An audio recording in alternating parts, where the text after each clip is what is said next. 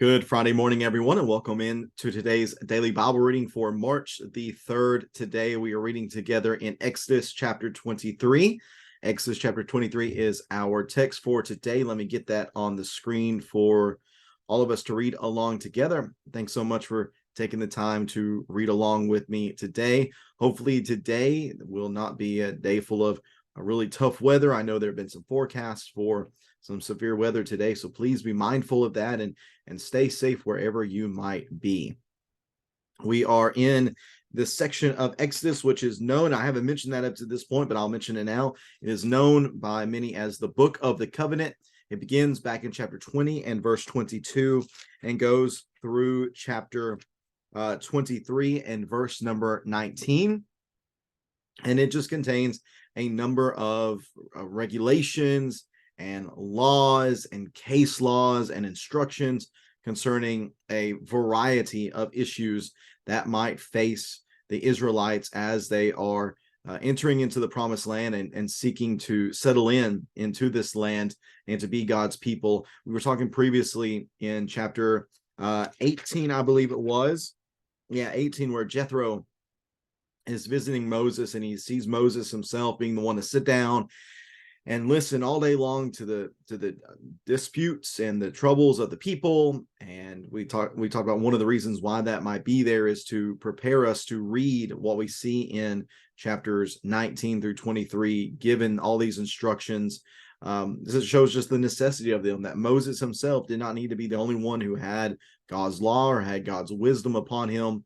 And of course, that would end up not being the case, as he appointed those who could judge with him as well. But we just see the necessity of God giving this law to the people as a whole so that they could be led by it and have an understanding of what the expectation was of them, what the expectation of them was from God.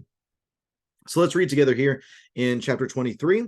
This particular chapter is going to deal with some laws concerning morality, as you see on the screen, honesty and justice. We're going to see some Sabbaths and festivals, some promises or warnings concerning what things are going to look like once they enter into the promised land. Again, there's the assumption on behalf of the people that they are soon going to be entering into the promised land. Of course, we know, because we know the rest of the story, that doesn't happen for all these generations here. They're going to die in the wilderness, but these instructions will remain for those who will enter into the promised land. But even with that in mind, let's read together here in Exodus 23 and verse number 1. Exodus 23, verse number 1, you must not spread a false report and do not join the wicked to be a malicious witness. You must not follow a crowd in wrongdoing. Do not testify in a lawsuit and go along with a crowd to pervert justice. Do not show favoritism to a poor person in his lawsuit. If you come across your enemy's stray ox or donkey, you must return it to him. If you see the donkey of someone who hates you lying helpless under its load and you want to refrain from helping it, you must help with it. You must not deny justice to a poor person among you in a lawsuit. Stay far away from a false accusation, and do not kill the innocent and the just, because I will not justify the guilty. You must not take a bribe, for a bribe blinds the clear-sighted and corrupts the words of the righteous. You must not oppress a resident alien. You yourselves know how it feels to be a resident alien, because you were resident aliens in the land of Egypt. Sow your land for 6 years and gather its produce, but during the 7th year you are to let it rest and leave it uncultivated, so that the poor among you may eat from it, and the wild animals may consume what they leave. Do the same with your vineyard and your olive grove. Do your work for 6 days, but rest on the 7th day, so that your ox and your donkey may rest, and the son of your female slave, as well as the resident alien, may be refreshed. Pay strict attention to everything I have said to you. You must not invoke the names of other gods. They must not be heard on your lips. Celebrate a festival in my honor 3 times a year. Observe the festival of unleavened bread. As I commanded you, you are to eat unleavened bread for 7 days at the appointed time in the month of Abib, because you came out of Egypt in that month. No one is to appear before me empty-handed. Also observe the festival of harvest.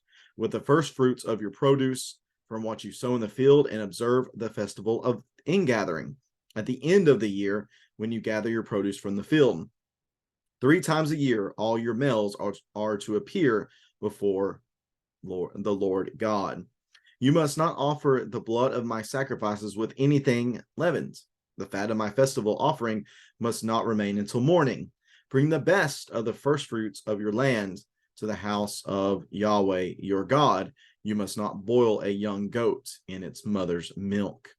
I'm going to send an angel before you to protect you on the way and to bring you to the place I have prepared. Be attentive to him and listen to him. Do not defy him, because he will not forgive your acts of rebellion, for my name is in him. But if you will carefully obey him and do everything I say, then I will be an enemy to your enemies and a foe to your foes. For my angel will go out before you and bring you to the land of the Amorites, Hittites, Perizzites, Canaanites, Hivites, and Jebusites, and I will wipe them out. Do not bow in worship to their gods, and do not serve them. Do not imitate their practices. Instead, demolish them and smash their sacred pillars to pieces. Serve Yahweh your God, and he will bless your bread and your water. I will remove illnesses from you. No woman will miscarry or be childless in your land. I will give you the full number of your days. I will cause the people ahead of you to feel terror and will throw into confusion all the nations you come to. I will make all your enemies turn their backs to you in retreat. I will send hornets in front of you, and they will drive the Hivites, Canaanites, Hittites, and Hittites away from you. I will not drive them out ahead of you in a single year. Otherwise, the land would become desolate, and wild animals would multiply against you. I will drive them out little by little ahead of you until you have become numerous and take possession of the land. I will set your borders from the Red Sea to the Mediterranean Sea, and from the wilderness to the Euphrates River. For I will place the inhabitants of the land under your control, and you will drive them out ahead of you. You must not make a covenant with them or their gods. They must not remain in your land, or else they will make you sin against me. If you serve their gods, it will be a snare for you. And that is Exodus chapter 23. This text begins, this closing portion of the book of the covenant.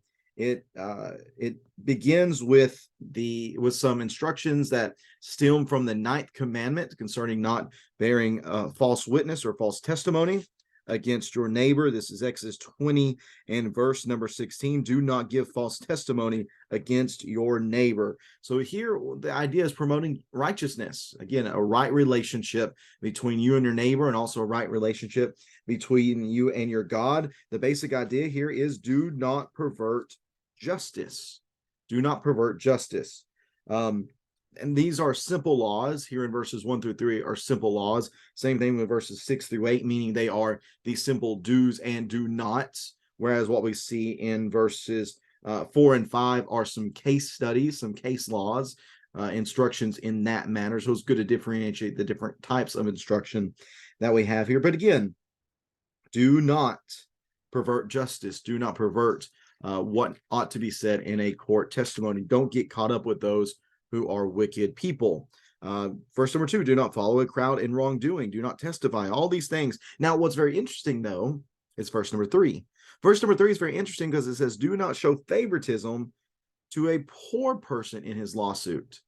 So it isn't that you just always take the side of the poor person every single time. No, you don't go to that extreme at all. Again, God is a God of justice. He wants what is right to be carried out, not simply what is best for the one who might be underprivileged or without some sort of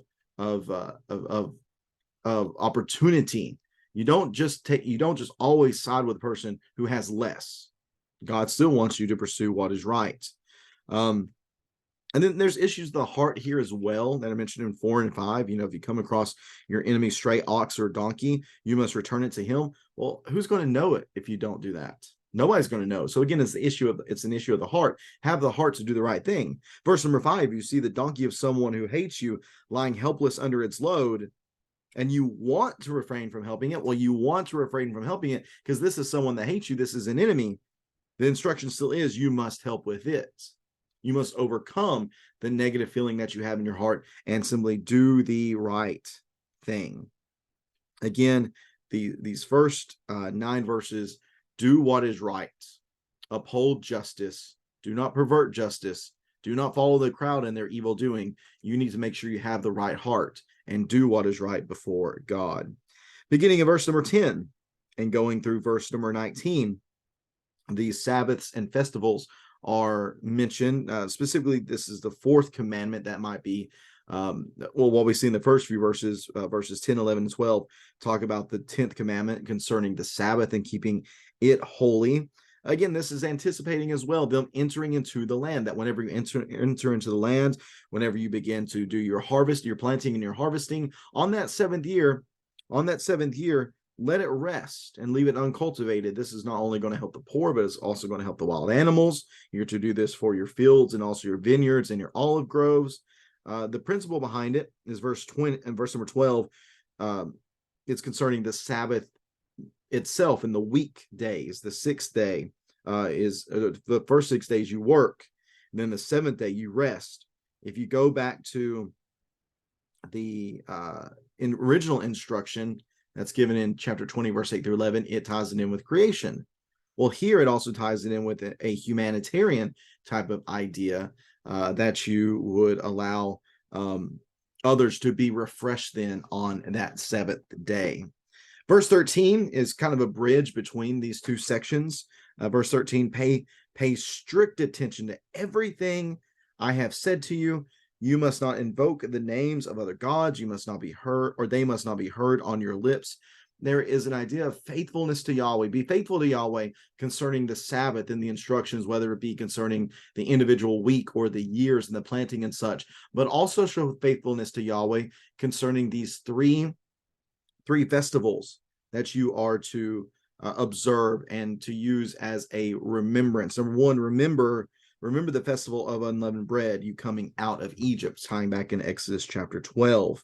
But also observe the festival of the harvest, or this is also known elsewhere as the festival of weeks, the first fruits that are to be produced, are to be given to God. And those first fruits then are given in anticipation that God is going to give more, which an interesting tie-in is in 1 Corinthians chapter 15. We are told that Jesus is the first fruits of the resurrection, and that is then to give us hope of more resurrection to come after him. So that's just an interesting tie-in here concerning the festival of weeks and harvest. But then the third festival here is the festival of ingathering, or also known as the festival of shelters, or the festival of booths.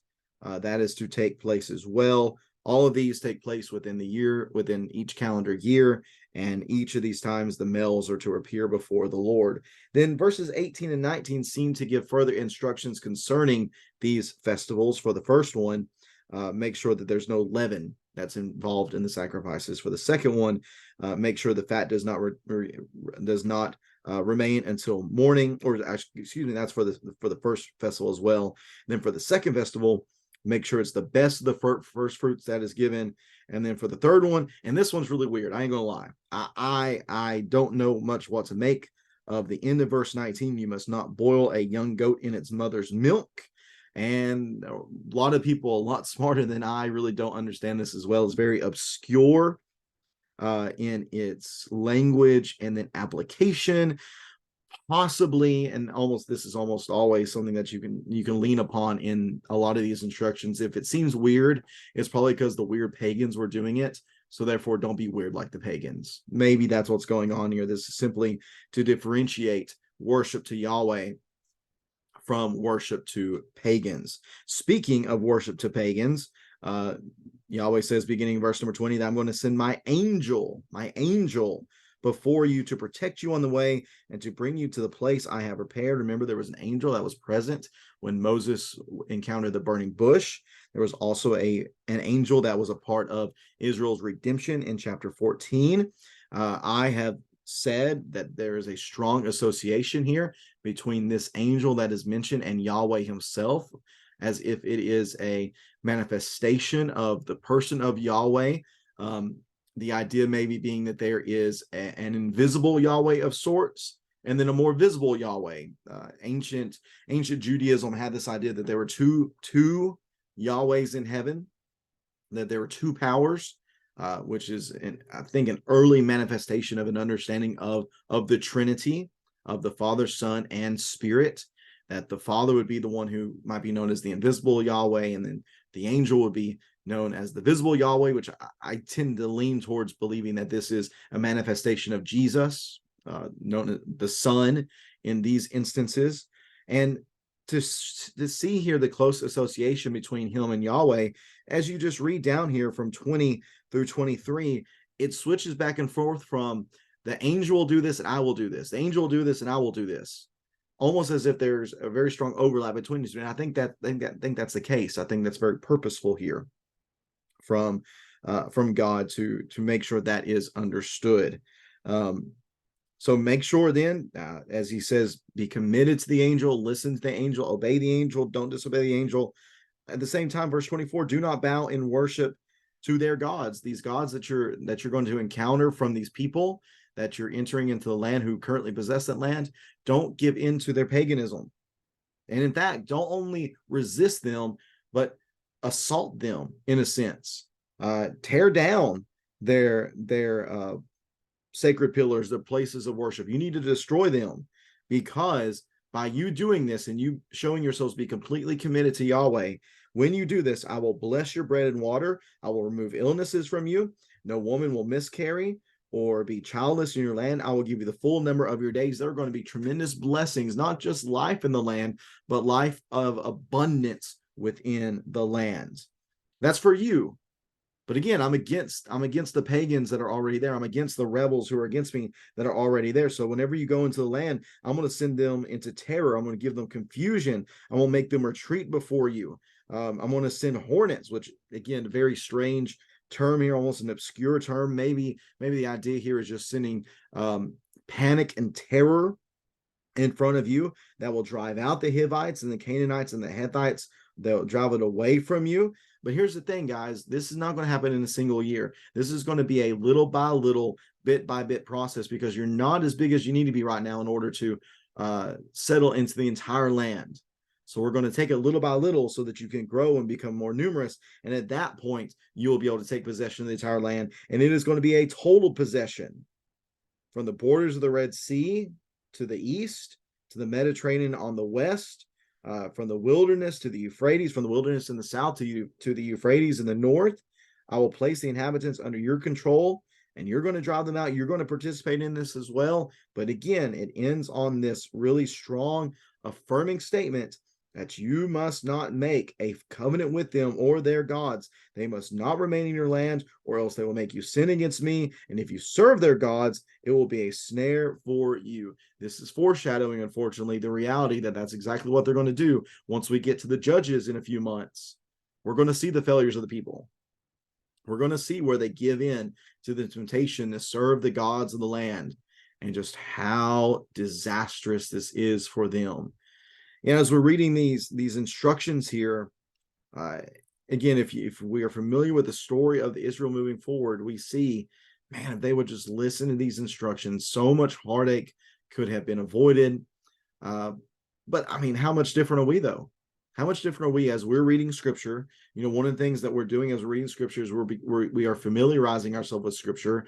And as we think about, as it is written in the New Testament, you know, the things that happened before time were written for our learning. So as we think about these instructions that are given, and we think about the failures we're going to see in the future, may we not be so prideful that we think that, oh, well, how foolish of them to make the same mistakes. We read our own scriptures, and we learn what we need to do, and yet we are still fallible in the fact that we could sin against God in the same way. So let's learn from this. Let's learn from these instructions.